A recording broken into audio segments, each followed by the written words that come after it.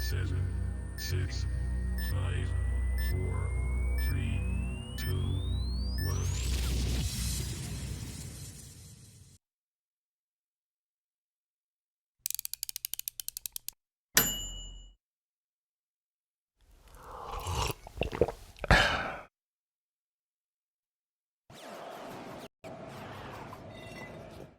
Coming soon. Snake River Manufacturing is developing a revolutionary new way to design and build a custom kayak trailer. This modular design lets you customize your trailer one piece at a time, allowing you to grow as you go. You know, a lot of folks think gorillas can't read. But when the magazine's this good, even I had to subscribe.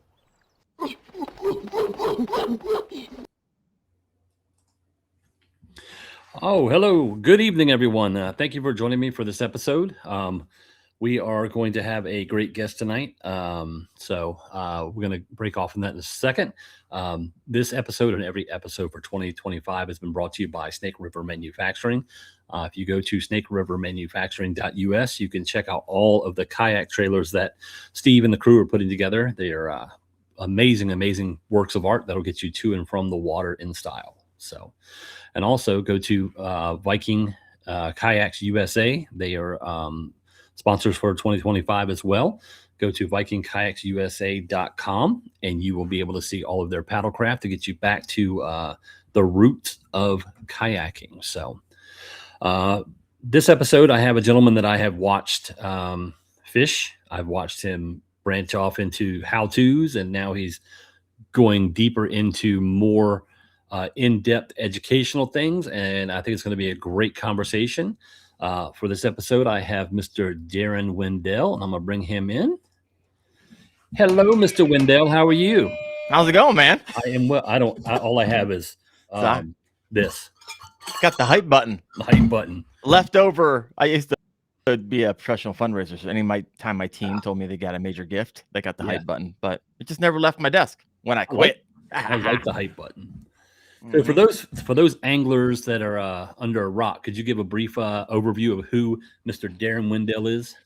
Gosh, I'm a content creator, influencer, YouTuber, whatever you want to call them. I don't like the influencer word too much. However, it all falls in the same category. Just a homie who loves to fish, right? Yes. And am blessed to be able to do it for a living. And really, that's all I want to do for the rest of my life. I don't need to make it. I don't mean to be rich. I don't care if I'll be like famous. I don't care all that stuff. I just want to be able to, like, on Monday, get up and go fishing if I want to. And so just trying to keep this dream alive. So I know that feeling. Yep. So I just do the content thing, the fishing thing. So it's been a wild 6-7 months for me because it wasn't always this way. And so I kind of just pulled that trigger 6-7 months ago at the beginning of the fishing season. And I'm starting to, like, figure out what my new normals are. I think I'm going to be able to make a run at this, Roy. Right. You do know that if anyone's listening with their children, they're all now running around the house doing this jump 6-7 months ago. Yeah. My kids are as well. Yeah. They won't stop. It's like, I feel so bad for their indoctrinated. math teacher. Their math teacher has to be in insane asylum right now. Oh yeah. My wife's a preschool teacher. I don't think it's hit them quite yet. So, but yeah, I've enjoyed watching your content. I watched early on, in the growth and the editing styles changed, the cameras, the videos changing and advancing. It's kind of a great journey to watch, and you've perfected your path. So, in my opinion, see, this is interesting because I don't talk to too many people who've been there from somewhat of the beginning stages. And so for you to say that, I'm like, oh, I'm really interested in hearing what specifically are you talking about? Because I think on my end, it's like, okay, I'm obviously hopefully getting better and more efficient with my content creation and editing styles, and thumbnails are going to naturally change, and just based off of what I feel like that day. But with the onslaught of AI and me leaning heavily into that and utilizing that as almost like a second person who I don't have to pay that much, got the robots working for me. I'm curious, what are you, like, specifically when you said all those things, like what are you noticing? Because I'll be honest with you, I'm not looking for a compliment. Okay, good. I just want to make sure you were just blowing sunshine. Blowing sunshine. It said it on my paper. No, That's what AI told me to say. So seemingly, and you can correct me if I'm wrong, but it's like you've advanced your equipment, because I think early on it was like I don't want to say more like just cell phone-ish, but it was early on, different angles and stuff like old that. GoPros, yeah. Old GoPros, yeah. So just the advancement, like you just haven't stuck with the same camera, and content, the way it's broken down in your editing style, seems like you're more kind of like now with your podcast, like you're just on point and flowing, and you've got it. And it may just be cutting out the ums and ahs in editing, but it seems like you just know what you're going for, almost teleprompter-ish. You know what I'm saying? Like you know what you're going to say, and I do a lot more prepped work. I like the dial in, I cut out the fluff. I mean, I give the people what the people want. They want a no fluff, no BS review, and then somehow in the midst of that, I have to share like personal like right. You get to know me, so I'm not just a robot telling you what to do. And so it's an interesting balance where people will have a tolerance for a certain amount of personality, but they don't want the whole freaking thing to be personality. They still want to learn what they came to learn. And so I've been juggling that for a while. Right. Yeah. So you mentioned with the button and fundraising. So what was your job in a previous life? Yeah, the last 15 years, I've been a professional fundraiser. And so what that means is like exactly what it sounds like. I ask people for money, but it's not like I'm not the guy who cold calls you and you're like, hey, I'm with the Police and Firemen's Foundation. Would you like to? No, not that. That's like top of the funnel fundraising. I worked with nonprofits, most generous donors. So these are donors who gave anywhere between $10,000 annually up to $5 million annually. And I would be the one that would cultivate those relationships and through the fundraising cycles, what we call it, almost like a sales cycle, to the next ask next year, which I hope, of course, would be more money than the previous year, or at least the same amount, definitely not a net loss. And I would have to forecast all those numbers and, basically be accountable to my bosses. And just like in the sales world, for those of you who live in sales, it is a very, what have you done for me lately type of environment. Oh, you got $1 million yesterday? I don't care. What about today? Right? And you're going to raise $1 million today. And the next day you show up to work, feeling pretty good about yourself. Nope. That was yesterday. What about today? And so essentially 15 years in sales, it's like, my gosh. And I told my wife, because 2 of my bosses had heart attacks at the last nonprofit I was in because of how freaking stressful it was. I was like, babe, we make the best money we've ever made. Like, we want for nothing. Life is as convenient as you want it to be. However, you're only going to enjoy it with me for about 10 years before I die. Like, I'm literally going to have a heart attack with this job, and there's precedence here. And so either I need to make a massive change, or that's just the way it's going to be. Of course, she loves me. And so I was like, okay. It's like, well, I had some savings. So it's like, what's this for a full year? Freaking save like a mother. And that's what we did. And so I had some goals in my mind. I wanted to just have a really long runway that I was making money on YouTube and doing the brand sponsors and all that, all the things, stacking revenue like you have to in order to be a full-time content creator and actually make it. And I was like, okay, if I give myself 5 years of a runway, I feel real like uber comfortable. I got 2 kids upstairs. They like to eat, love toy, like Chris. I don't want their lifestyle to change. Right. But it's hard going from, it's just a long time. I was making $210,000 a year, being the VP of philanthropy, and then taking a 75% pay cut to do what I'm doing now. But best freaking decision I ever made. Yeah. I've enjoyed the last 7 months. My gosh, like I will fight tooth and nail to keep this alive for the rest of my life. Now, would you say that the building relationships and cultivating those things was a great transitional thing for what you're doing now? What I had to be really good at is for you to, because people with wealth and a lot of money have a lot of personality, right? A lot of personality. A lot of them never been told no, and there's all kinds of things when you deal with uber wealthy people. It's fascinating. Yeah. And so part of what I refined over the past 15 years is reading and understanding people. It was my job. If I didn't do that well, I would not be as successful as I was. And I was one of the top performers anywhere I went when it comes to fundraising. And so sitting across the table from someone and being able to read that situation really soon and guide that conversation over the next 1 to 3 hours was paramount if you wanted to secure a gift or further that relationship. Because if they don't want to work with you, they won't tell you they don't want to. They'll never take a phone call, never reply to email, never take a lunch or dinner appointment ever again. And you're ever kind of twiddling your thumbs. So yeah, absolutely. And then, with all the sponsors that I have to work with, that's account management. I did that. I used to have portfolios of 250 major donors that I had to reach out to monthly in an individualized way to make sure they're connected in a meaningful way to the work that the nonprofit did. No different now. I'm just connecting them in a meaningful way to the support of the Wendell Fishing personal brand. And so easy transfer. Now I'm grinding. I took a risk. I was like, you know what? Before I die, I've got to go all in on Daren Wendell once. I've gone all in on 5 or 6 nonprofits and freaking killed it for them. I need to go all in on Wendell and see what happens. Yeah, I can definitely tell that your delivery, your demeanor, you've got it. And you can tell when you talk to somebody who's really got my grandfather used to call it the gift of gab, but it's like you've got the ability to read the room and own the room when it's necessary, and also know when to just stand in the corner when you need to. So, and that's the thing about being a podcast host, right? Like, I'm not the star of that show.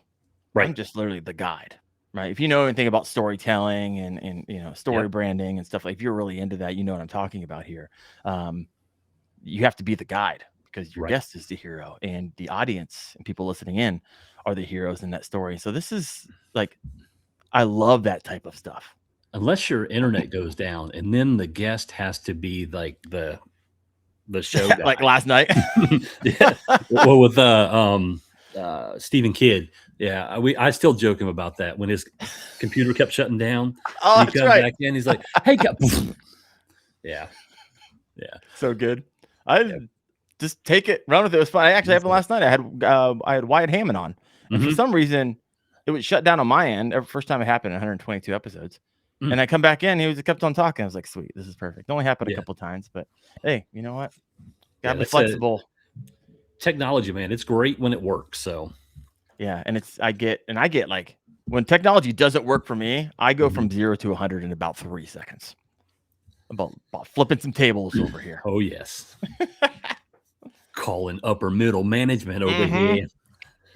So let's go back to like you switching from your day job and you're going into YouTubing. I'm assuming it wasn't just like a cold turkey cut. I mean, you said you were planning you were building up the budget so that you could cover it, but you were laying the groundwork for what you were transitioning to the whole time as well, correct? Oh yeah, years ago. So this is interesting. Like for those of you who ever want to be like a full-time content creator, and isn't that the dream, right? Like I want to fish for a living, and really what I mean, I want to fish and make videos about fishing. And it's not like you're fishing every single day, but nonetheless, that's better to many people. That's a whole lot better than anything that they're doing on the side right now. Like I got to go to work, and it's not something I love. They would actually love this, so it wouldn't feel like work. So when I first started off, I'll make that story really short. It was I started a channel because I wanted to leave a legacy for my kids. And I don't know if they ever want to bass fish someday, but I want to be able to teach them. I might not be here. And that was really apparent at that time because my father-in-law died in the house from a heart attack at age 60.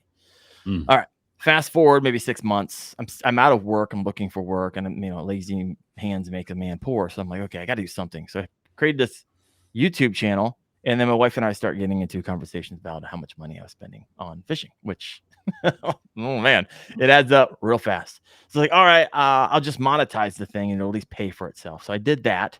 And then after 6 months of it getting monetized, I'm doing what I used to do in fundraising. You start forecasting 12, 24, 36 months out. I'm like, wait a second. Mr. Beast, all those things. I start thinking going everywhere. I was like, this could be a full-time gig if I take it seriously in 5 years. And I was like, there's nothing I would want more than to create a reality for myself where I can get up Monday through Friday and go fishing when there's nobody else is out in the water and get away from fishing on Saturday morning when I'm throwing in the same spot 18 other guys did earlier that morning. So I started that moment treating it like a business. Mm-hmm. It wasn't a hobby anymore. It was a business. When I got done working, I worked again. And when my kids and my wife went to sleep, I came down here on a computer and was editing and just cranking. Like a part-time 20 to 30 hour a week job on top of my 50-hour a week job. I just lack of sleep. I wanted it that freaking bad. And so yeah, when it came to make that decision, that was a decision 4 years in the making plus the previous year. So it's a total of 5 years till I can go full time and still support my family. Total of 4. Nice. So when you presented to your wife the 5-year plan, are you at a position now where the deadline of the 5 year is still there, or are you at a point where she's okay with the growth and the 5 years just? My wife couldn't give a flying rip about finances. I manage it all. She trusts me, always has for the last 13 years. And every month I do, I manage all that stuff through Monarch. So I'm like, hey, this is our, our cash flow. And we have more money now than I did when I quit my job. And I was nervous every month in the last, 5, 6 months. Granted, that's high consumption for fishing, but I was able to solidify some brand deals and some other things that are in the pipeline and work on some side projects that we'll get to in a little bit. But I was nervous until maybe the last few weeks. I was like, you know what? I need to stop worrying about not being able to make this a full-time thing, because I've proven in the last 6 months I was expecting to lose 20K this year, and I'm not.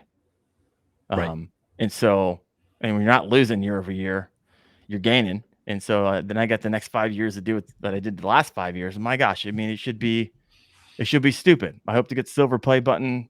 I got my eye on the prize next year. It's been something I'm working on for 6 years. And above and beyond that, bringing some new initiatives to the kayak fishing space, which I'm really excited about. And I just got a process down where I can just crank. I put out a crazy amount of content. People even like, they make mention of it. It's so much. And I do it all by myself because as a professional fundraiser, I had to create and I used to manage a team of like 6, 7. And then they managed around 5,000 donors. And there had to be systems in place. And if this happens and this and this, so what I did is I created those systems and efficiencies within Wendell Fishing, and I can crank out more content than the average bear. Yeah, that's the one thing that, like, when I first started doing the podcast, when we were done at the hour mark, I had another 2.5 hours plus of things to do. Bingo. And I now have got it down to where, like, at the very end, we'll be chatting, maybe 20 minutes into it, everything's done. Yeah. So it's just building those efficiencies, like you said. So that's awesome. Now, so when you first started with the fishing aspect of it, were you always kayak? I was kayak from the beginning of when I turned the camera on. Yeah.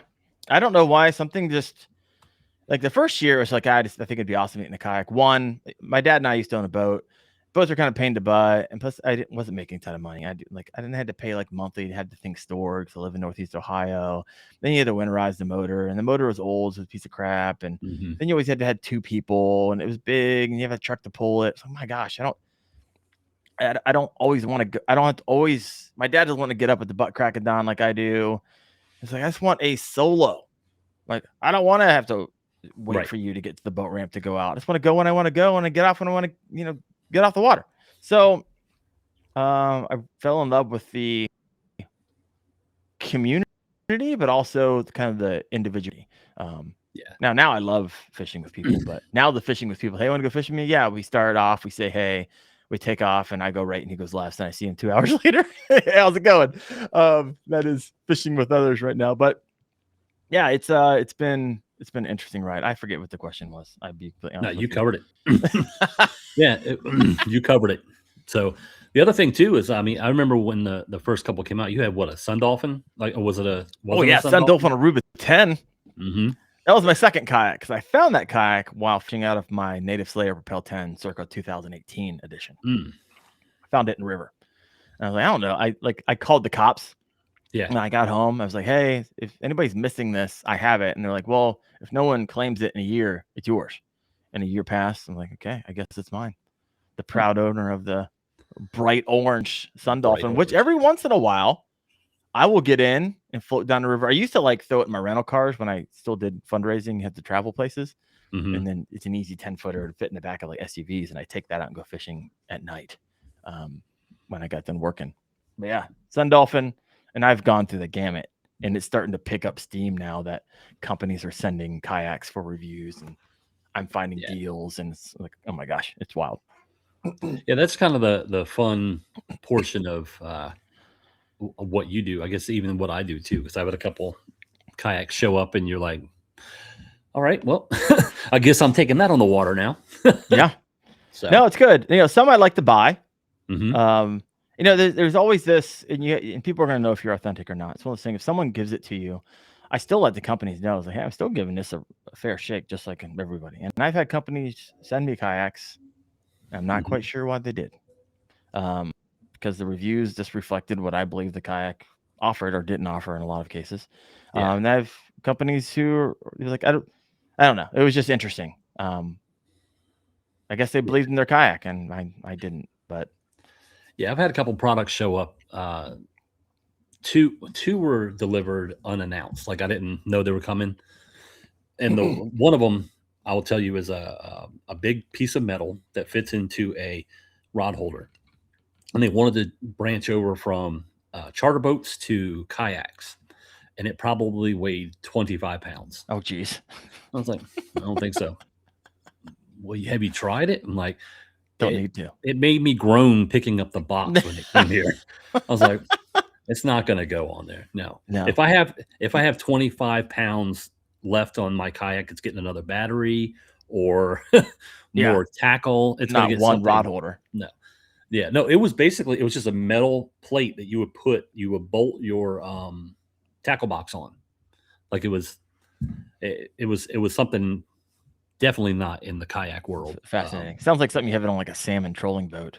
Yeah. So it was made for charter boats. Yeah, 100%. So everybody could just go over and get what they need, and it wouldn't fall in the water. So yeah, and I could see a company being like, "Oh, look at this niche within the sport taking off. Wonder if there's any overflow here, for any room for us to get a piece of that pie." Nope. Try again. So, have you received a product that you were just like that you can speak of this high level that you were just like, what is this, and why was it ever sent to me? Like, I don't put my address out there, so I don't get stuff sent to me. I've had companies reach out. I was like, if you're sending a product sample, I'll get to you and I can get to it. Right. And sometimes I've actually looked at it and I've wrote them back. I was like, this would actually be a really good video for me to do, because I could rip you apart and you could just completely crap on it. And for whatever reason, people love watching that stuff. I was like, I'm not going to do that. I'm going to tell you what's wrong with it and how you can, iterate and fix it, but you don't want me doing a video on this. And I don't feel right doing it. So here you go. Take it back. I've had a couple of those. You probably wouldn't even recognize the names. I've had one kayak company send me a kayak, and I was like, okay. I told them I'd give them a fair shake. It was interesting because I do a podcast every year, like the best and worst kayaks of 2025, 2026, 2024. And this company reached out to me. It was a Brooklyn Kayak Company. And they reached out and they're like, hey, we didn't, essentially we didn't love what Bearded Paddler had to say about it. And I was like, well, don't know why you're writing me. I didn't say it. I just hosted the program. If you have an issue with it, however, if you want me to give it a fair shake, send me one. And 2-3 weeks later, it was in my driveway. I was like, all right. I didn't expect you to send it to me. I mean, let's be honest. Brooklyn Kayak, everyone kind of knows that it's a budget tier kayak, and why you would send that to someone who runs top tier kayaks, I don't know. But I did. I was like, okay, I need to put that in the frame of it is a budget tier kayak, and then rate it accordingly. And I did the video, and you can go watch it. I thought I'd give it the fairest shake that I possibly could. There was just some macro issues with it, and they tried to create an everything for everyone kayak, and that's just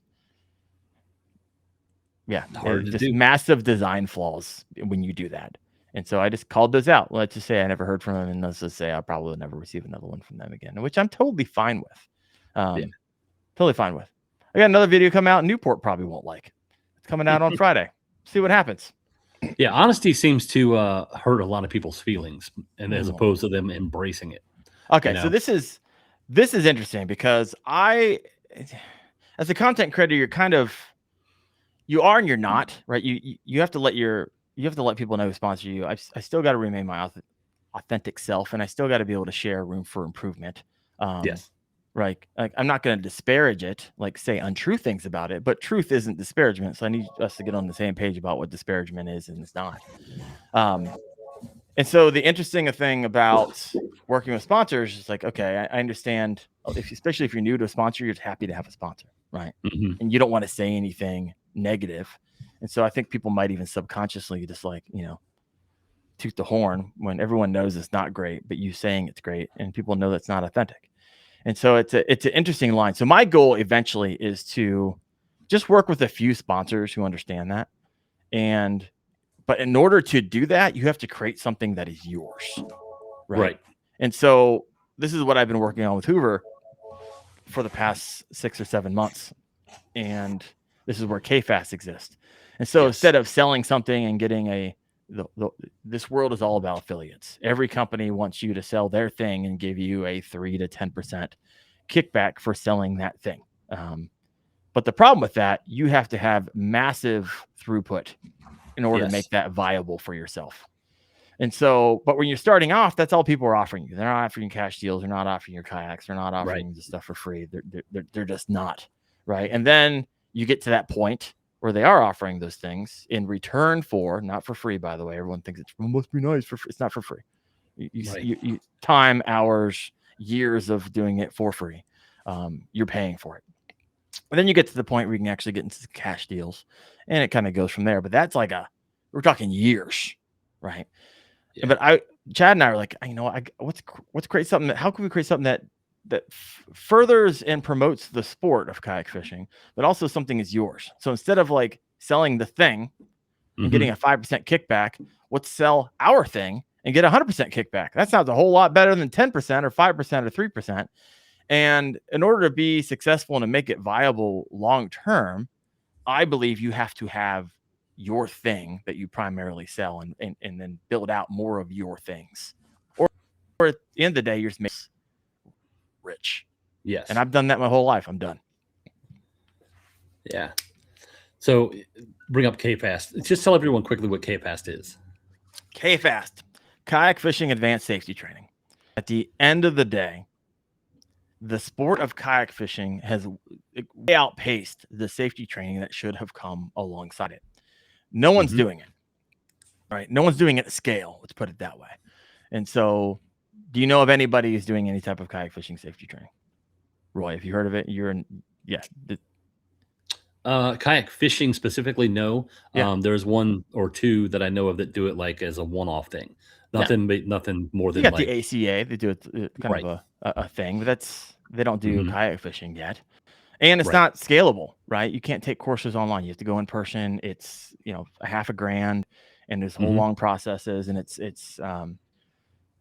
good. I like the ACA, but it's not scalable, right? And so you're not gonna be able to reach the masses of people and how fast it's growing with that type of system. So how can we create something scalable? And this is what Chad and I's putting together, putting online courses that you can take and get certified through testing, and then you become basic certified. You can be advanced certified, and advanced is going to be stuff like the motors and make sure people are wiring their kayaks correctly, so they're not having kayak fires. In the basic, you're going to have things like, of course, we're going to talk about PFDs and things like fit and where you fish and what you fish from and your environments and kayak safety basics. Other lessons are going to be like kayak fishing safety gear, weather and water awareness, how to stay upright, how to get back into your kayak, anchoring 101, intro to first aid and hook removal, your basic paddle strokes for anglers. And we want to make that something that's wildly inexpensive. And so the basic certification is only going to be $25. And we're trying to get it to get like $50 right back from companies who are sponsoring us, just in gift cards to places you actually want to spend your money. And so that's the goal, because we have way too many people dying. We got way too many people who get, flip out of their kayaks, can't get back in, way too many batteries at the bottom of our legs, way too many people getting injured when they don't have to be getting injured, and way too many risks taking place. And if we can just break the chain, like we call it the Swiss cheese effect. You have 8 pieces of Swiss cheese and you're going out on the fishing wing. If you do like 5 things wrong, you could walk away from that day unscathed. It's whenever those 6th, 7th, and 8th things all come together in a random day once every 10 years. And out of your 8 pieces of Swiss cheese together, there's a tiny little hole. And that happens to be the scenario of your day. It could take your life. Yes. Unless you broke the chain and removed, 5 of the other pieces of Swiss cheese because you're making wiser choices because you know to make wiser choices. That's the whole idea of KFAST. Yeah, it's quite aggravating when you see the Facebook post pop up with there's someone missing. Oh, and the bad thing is every single person in the kayaking community goes, okay, I bet he wasn't wearing a life jacket, or he might not even have one on the boat, because in some cases they don't. Yeah. So it's such a horrible thing. And then another thing that people don't take into account, which I'm sure you guys have talked about, is even if you don't want to wear your life jacket and you do dump your boat, and that's a means to your end that you are okay with, you have a family that's sitting on the dock for sometimes 24, 48 hours that have no clue what's happened to you. So yeah, well, we just saw that recently. Yeah, we had literally the heart of a mom pouring out for 48 hours on Facebook, asking everyone to pray, and you can just see the stress and the heartache of a mom because she had no other way to kind of do it other than just like put it out there to the world. Yeah. It didn't have to happen, and I don't think we still know what happened. No, it doesn't matter. Let's say you do have a heart attack and you flip out of your boat. At least we can find you within seconds, and you're not, we don't have to waste resources for 48 hours and make everyone cry, and like they have closure right away instead of closure for, in maybe 3 days, 4 days, who knows how long. 100%. So let me ask you about the KFAST program and the certifications. I was in a former life an automotive technician, and I was ASE certified. Right now I'm a photographer, and they have a CPP, which is a certified professional photographer. Both of those are the top level of your credentials in each field. Yeah. But the ASE, everyone in the world knows about an ASE certified technician because everybody wants an ASE certified technician. They know what that is. Whereas a certified professional photographer, no one really cares what that is on the retail end. Yeah. Do you guys have a plan, a path to make KFAST the go-to certification? I mean, why not? That's the problem. Yeah. I've had people asking me this question in a different way too. They ask me, hey, who is this backed by? I was like, it's backed by the person who is trailblazing the trail. All right. That's why you have Chad with his history of being, a search and rescue. And that all of his friends with, this has gone through people who have spent their entire careers in the Coast Guard. Is it Coast Guard approved? No, we don't have $1 million to do that right now. Maybe someday. Is it NASBLA approved? Well, not yet. We're still proof of concept. No one's done it before. Right. Right. And so it's approved by some of the best minds that we can find to review the curriculum. It's not like Chad and just, on a whim, let's do some YouTube videos and piece them together and try to sell it. No, this is 6 months, 7 months in the making. And if we don't get it right, the basic, we'll reshoot, take the feedback, we'll make it better. And then maybe in 3 or 4 years, this thing will be freaking pristine and we're just making iterations on it. Or we just move some of the stuff that got mixed into advanced. Right. And so that's the idea here. But yeah, I love the idea of it. I mean, I think it's a great thing because especially for people who where it's going to be available online and you can take the classes and watch eventually I see it having a full video library. That's what it is. It's video courses. Right. I haven't seen the behind the scenes. No one's opened the curtain, but like I said, I can imagine it's not created yet. Yeah. No, so it'll be something where you like you take courses for you go and they make you do those mandatory courses every year. Similar to that, but not boring as crap, right? And so I was just walking through, and then you can test out on it. and then move to the next course. And then once you do advanced, we're working with guys like Jeff Little, and Jeff Little is going to do a river module, right? So after you take advanced and basic and pass those, you can go over there if you love fishing rivers and don't want to die doing it because it's uber risky, and you can take his river module. And so he's going to talk with his years of experience. And then once that's uploaded, we'll go find the best in the country when it comes to coastal kayak fishing, and we'll get them to do a coastal module. And so, and then we'll just continue to do that until we have this monster of safety trainings people actually want to take. They're not boring. And people are like, you know what, this is, and people, we all have something to kind of wrap our minds around instead of just being like, oh, that sucks. And then 2 months later, oh man, that sucks. Wasn't wearing a life jacket. Like, we've been doing that for decades. Yeah. Time to stop that crap. Now it's, oh, that sucks. But hey, so this doesn't happen to you and your family. Head over to KFAST.co, check it out, buy it for a gift for someone. Right now, I had a snow day yesterday. You know what I mean? It's like, take it on the off season, you know, do it at night. It's not going to take an insane amount of time. Because we just got to standardize safety. And still right now it's a little, people are a little hesitant. Like, we have the Nowhere No Share pledge, part of KFAST. Right. And the Nowhere No Share pledge, you can check it out, nowhereNoShare.com. And really it's about joining a community that promotes one thing above all else, right? It's safety. And so what this means is no share means you're not going to share or promote content from anglers who are not wearing their PFD. And right now there's content creators not wearing their freaking PFDs.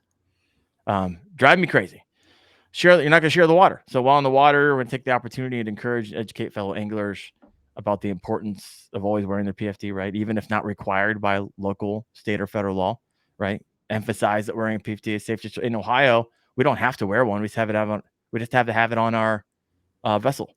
Yes. Which is pretty darn stupid, right? You don't, when you need a PFD, you need it like when you can't swim. Not, oh, I tipped over. Oh, let me reach into my hatch. It's underwater, and then reach up in there and then grab it and then try to put it. The dumbest laws ever. So maybe even we can get to the point where we can start putting pressure on the state and local agencies to start getting some of these dumb laws that aren't applicable to kayak fishing, and make them and dial those in. Right. And then also, of course, be respectful and avoid arguments about it. Our goal is to inspire others to wear it, and leading by encouragement, not by pushing people away. Now, interesting enough, we've kind of been floating this out there, and you can go take the pledge right now. The website's not built out. We're still working with graphic art designer. We hope to launch in January. But you get some people who are like, the don't tell me what to do people. And we're not trying to tell you what to do. I'm just telling you what I'm doing if I see you doing that. Like, you can freedom however you want to freedom, right? But what I think, by not wearing your PFD, I think it's selfish. I think it's wildly irresponsible. I think it's bad for the sport. Do you think it's good for the sport every time a news article goes national about someone who just died from their kayak because they wasn't wearing the PFD? It's terrible for the sport. Yes. Terrible for all of us, right? That gets placed on all of us. And so I'm telling you what I'm doing. I'm just not going to comment on your stuff. I'm not going to engage with it. You're not going to get invited on my podcast. Nothing, right? It's just, I don't want my kids hopping on YouTube someday and seeing, because you grew an influence and they think it's all right and they think it's cool not to wear it. Right. 'Cause I watch, when I'm editing or doing something, I have to have something playing on the side. I don't watch it the whole time, but I have to have it going. And I watch this one YouTuber, and generally he fishes from a boat. Well, he just did a video with him and someone else in kayaks, and they're floating. They've already made mention that the water is cold. They've already made mention that they're, not freezing, but it's cold where they are. And now they're floating down the river and sit in kayaks with no PFD on them, or even visible. I can't even see it on them. So I'm just thinking to myself, it wouldn't take much to roll that thing over, swamp it, cold water. You're just stuck where you are. And it was moving water too. So hey, you get pinned in a strainer. People don't even know what strainers are, right? You get this, you have to happen. People don't understand the river. They don't really fully understand how powerful water is, even when it's not that deep. when it's pushing up Oh, yeah. against a down tree that wasn't there yesterday, right? And Because we it did fell a overnight. whitewater trip down the James River, and we had to hold up because someone was an experienced kayaker going through, and they were pinned under a rock, and there were like 4 or 5 people trying to get them out, which they did successfully.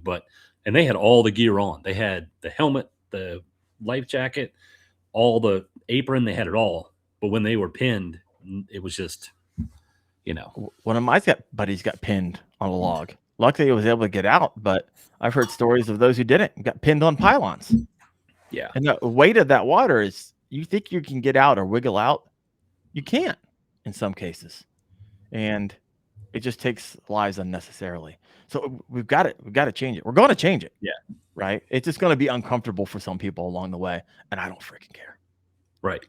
I think if you Google seatbelts, there's a bunch of people who were upset about those too. That was a big thing. Next thing they're going to say you can't drink and drive.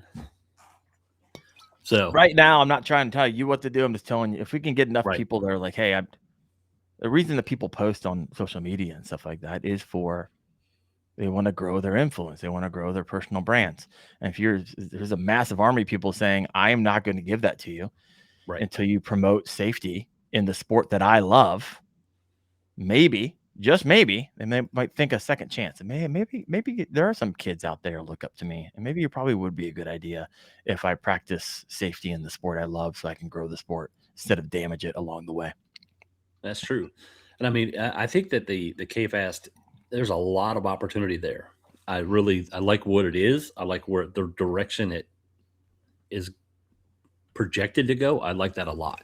And that's why I was asking about the certification end of it, was because, like I say, ASC has spent tons of money, so everybody knows. The certified professional photographer, everyone who's a photographer tells me to get it. But I'm like, why do I need to get it? So I think that once it becomes an industry norm, like the ASC, it's going to be a huge, huge thing. It's just getting there. It's going to be the struggle, but I think it's worth the struggle. I think we're going to get there faster than we think. One, Chad and I aren't afraid to throw money at this thing to get it out there. Mm-hmm. 2, there's no one who has more relationships or can pick up the phone and talk to just about anybody in the industry than Chad can. Mm-hmm. And so that's going to be great. Chad's really great at, big picture. He's really great at sharing vision, really great at getting things going. I'm really great at systems in the back end of the website and getting, making sure the finances are clear. We're going to have an affiliate program. We're going to make sure people get paid out every month, and we're going to make that affiliate program actually something that make it worth it, right? Forget the 10%, the 5%, the 3%. We're going to start at 15%, and it's going to go up from there because we want this thing to scale, and we want it to scale fast.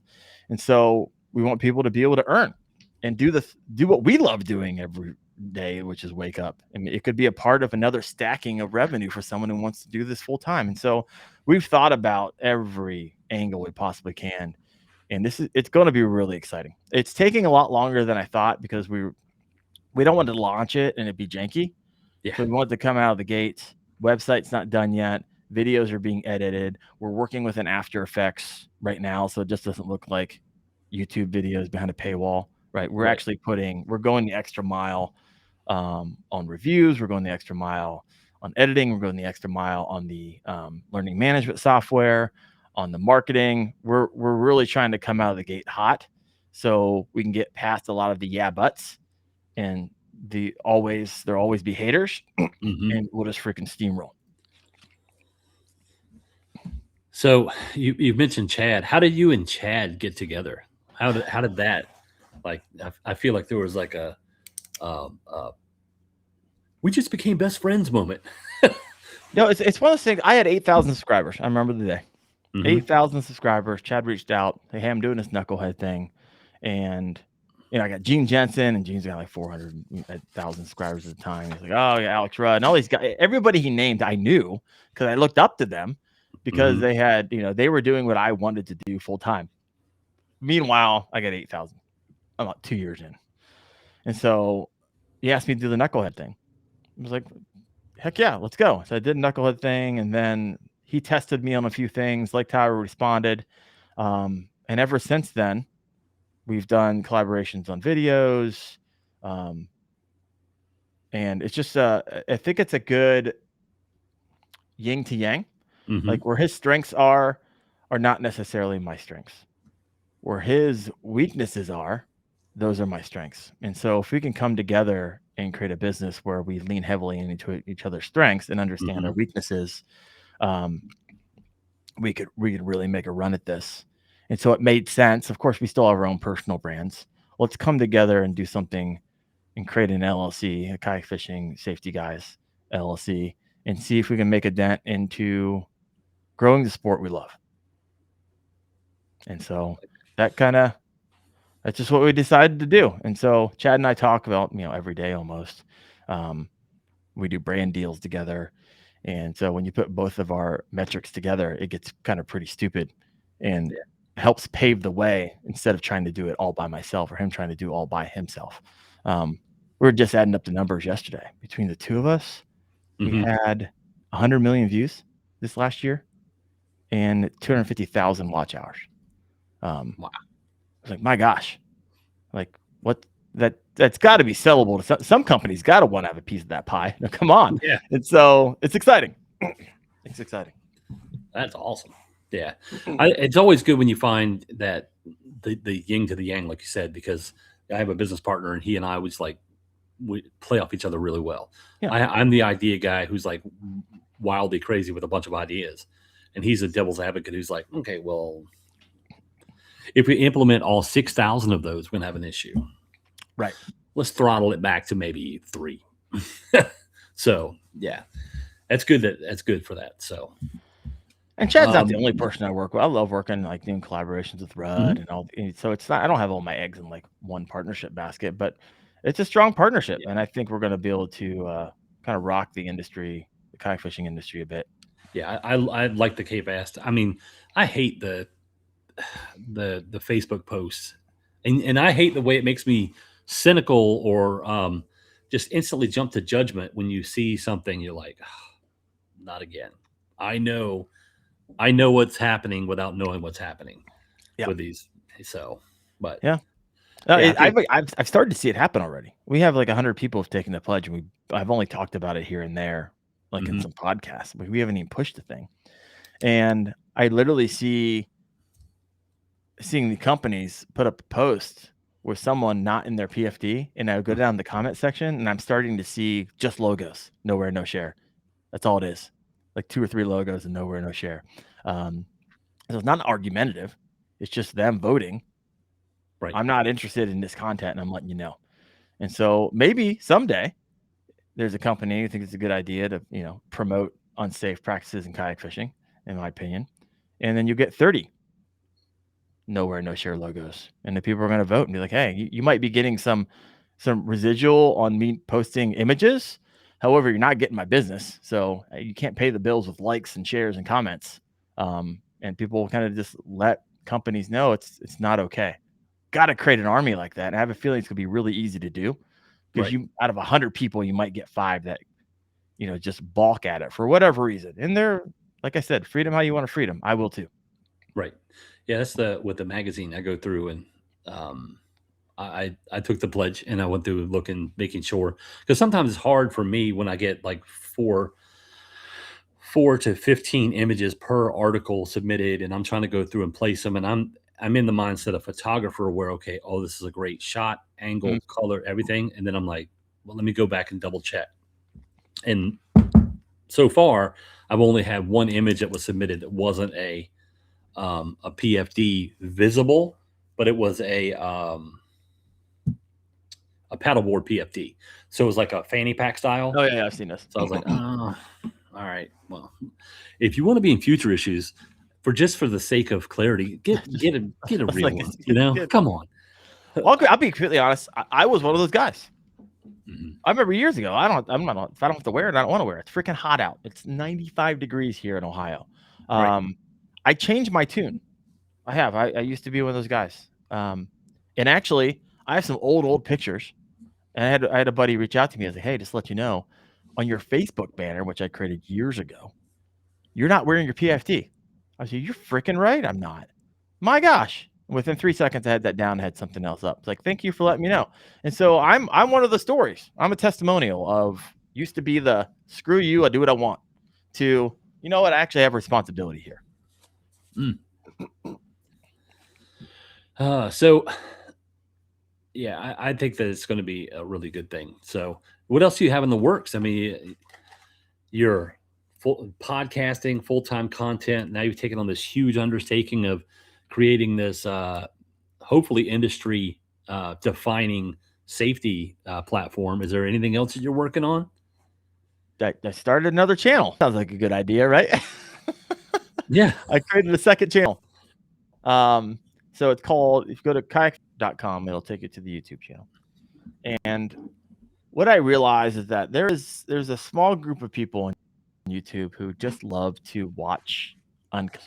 And so what I was finding is I go out for an 8-hour day and I come back and I cut that 8-hour video down to a 13-minute highlights reel. And people on Wendell Fishing would consume it moderately. But if I were to throw, but I threw some long forms, like 6-7 hour video. I was like, what if I can create a group of people who, and we'll turn it on while they're out and, you know, tinkering around their kayak for 8 hours and just let it run. And when they hear the splish splash or me talking, they'll look up and be like, oh, and then they'll see, and I got to get better at doing it because I just I can't talk for 8 hours straight. But really narrating a little bit better. And like I'm talking to someone who's watching it on their TV because 50% of the people are watching in the TV.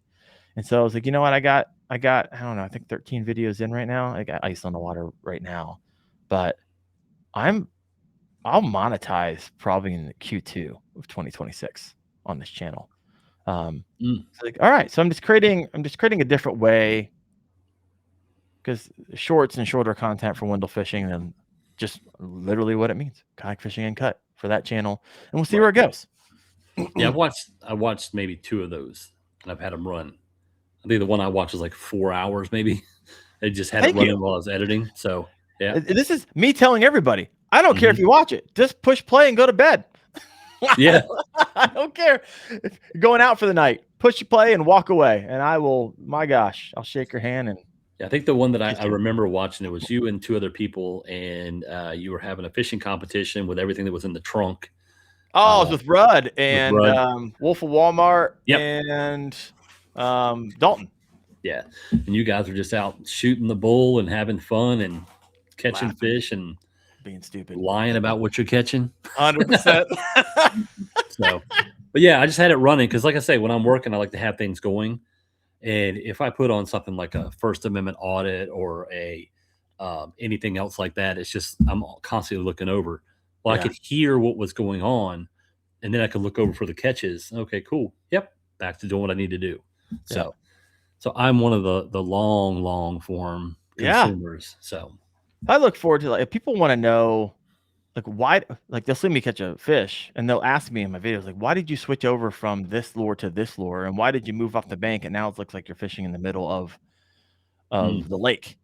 Well, they don't know the middle of the lake is actually 3.5 feet deep because they drew the water down 5 feet, because that's something I shared in the middle of catching those two fish. I was like, well, I got the long form video over here. If you want to literally see the day in its entirety for context, head over there, because you don't get that in slamming fish every 15 seconds highlight reel. They're the same people who used to send letters to the TV network to go save the Gilligan's Island people. You know where they're at. You're filming them. Go get them. Go get them. I believe it. I remember hearing that. So it's wild. But I think that I might be tapped. Like, I want to give that a good run. I don't know how much time KFAST, like I keep telling Chad, and we agree on this. We want this to be as passive as possible, and I want to buy my time back. The end goal is, if I could have my way, is just have KFAST grow to the point where we get grant money and so forth and so on. That becomes my salary. I have 0 sponsors. I can fish 5 days a week. Right. That's the goal. It's going to take 3 or 4 years to get there. But and then the Wendell TED Talk. Yeah, I can pay someone else to edit my videos. I don't know. We'll see what happens. I might do some live stuff next year. That might be new. Thinking about that. but I don't know. It's like I need to find my new normal with KFAST first. Yeah, that's a priority. And so I'm kind of just I'm gonna freaking hammer down. I think I looked at it in peak consumption season, Roy. I'll do 3 shorts a day, 3 videos a week, 4 videos including the podcast, daily posts with polls, which take forever to create. It's 42 pieces of content a week. Wow. Yeah. That's cranking. That's the thing. I own the photo studio, and I know that as visual creators, we need to be posting and doing things, blog posts, all of those things. And I am the worst at it for the studio. Like I cannot bring myself to do that for some reason. But I mean, with the podcast and everything else, I'm constantly creating stuff for that now. So I'm not 42 pieces of content, but I'm doing, two posts a day with the shorts and stuff like that. So, but yeah, I can see the dedication because it's always coming up, and you're staying relevant because of that too. So that's really good. So it's one of those things I've always told people, listen up. I'm not the smartest guy in the room. The main reason I've been successful in life is because I'm usually the last one standing. I can outgrind 99% of you mothers. I know I can. Been doing it for 15 years in fundraising. I'm just transferring that now to content creation. And so you're just not going to be able to keep up. Or maybe you can. And I feel like you'll find success in that. But it's right. I'm going to be operating. I'm going to be in the red 365 days a year. Redlining. I freaking love this stuff. It's so much fun. Yeah, that's the one thing that I've seen with really successful people is like sleep is they get their sleep, but it's minimal because they're full tilt. I'm full, 100%. So it's interesting. People don't see the behind the scenes, but man, I'm redlining, and it's a sustainable red line just because I'm so used to it. But it's good times. Yes, I do most of my editing and web work and stuff at night. Sometimes I go to bed at 3 a.m, get up at 6, take my son to school, come in here, create a magazine, do everything like that. So I'm with you. I know I do get a point where I'm not sustainable for a month of that, but I'm sustainable for a good 2 weeks. So. Yeah. Do your sprints.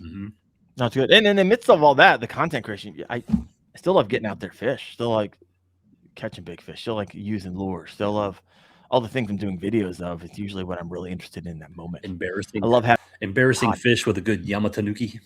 I love the Nuki. I love having guys like Wyatt Hammond on last night. I've been thinking about everything he said for like all day. It's like, oh man, it's going to change up. That changed up a bunch of how I'm going to do stuff. And so just constantly evolving as an angler at the same time. That's what I get jacked up about. So everyone else doing all this study and so forth. You learn the best when you teach. Yes. Right. And that's why I feel like I've been able to elevate my fishing game at such a higher rate than I have at any time in my life, because part of the teaching is doing the research prior to make sure you know what you're talking about. Because if you don't, trust me, YouTube and the people will let you know. Right. And when you do that, it sticks. And then you start, if you really want to make some gains. That's why I tell people, hey, even if you don't want to do YouTube, like literally just going back and editing your own footage, you'd be surprised at what you'll learn just by editing yourself. And you're like, oh, I can't tell you how many times I've caught a fish. I was like, I know exactly how I caught that fish. I did this and I did this and I did this and then this, and boom, nailed it. And then I go watch the video and I was like checking my phone and or going to the restroom in the hole of the kayak, and then it hit. It was nothing like I thought it was. I was like, all right, interesting. You start piecing that stuff together, and that makes you a better angler. It's wild. So let me ask you this, because I know the defining moment when I decided I was going to start a podcast.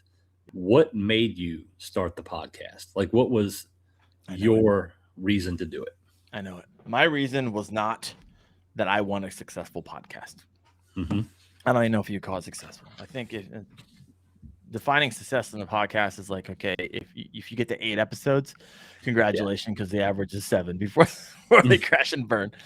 The reason I wanted to do it is I was Daren Wendell 5 years ago. Who's that?